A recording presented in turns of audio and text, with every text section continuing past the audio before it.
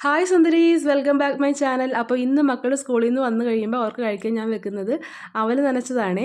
ഒരു തട്ടിക്കൂട്ട് അവൽ നനച്ചതാണേ. കാരണം തേങ്ങ ഇല്ലായിരുന്നു. സാധാരണ തേങ്ങായും കൂടി ചേർത്തിട്ടാണ് അവൽ നനക്കുന്നത്. ഇന്ന് തേങ്ങ ഇല്ലാത്തത് കാരണം ശർക്കര മാത്രമേ ചേർത്ത് കൊടുക്കുന്നുള്ളൂ. ശർക്കരയും കുറച്ച് ചെറിയ ചൂടുവെള്ളവും കൂടി ചേർത്തൊന്ന് ചെറുതായിട്ടൊന്ന് മിക്സ് ചെയ്ത് വെക്കുന്നുണ്ട്.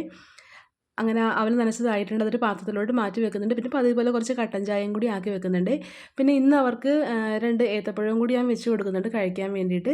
ഏത്തപ്പഴവും ഒരു പേരക്കായും കൂടി കട്ട് ചെയ്ത് വെക്കുന്നുണ്ട്. ഏത്തപ്പഴം അവർക്ക് ഭയങ്കര ഇഷ്ടമാണ്. പേരക്കായും കഴിച്ചോളും.